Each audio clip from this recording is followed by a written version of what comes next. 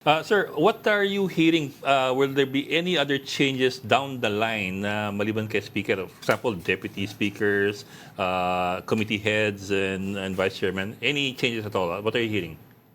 Sa ngayon po wala pong changes since na ang transfer naman po talaga ng authority ay by virtue of the speaker deciding to step down, wala namang election. So sa ngayon walang major changes or walang major adjustments no sa mga committees at saka sa leadership positions.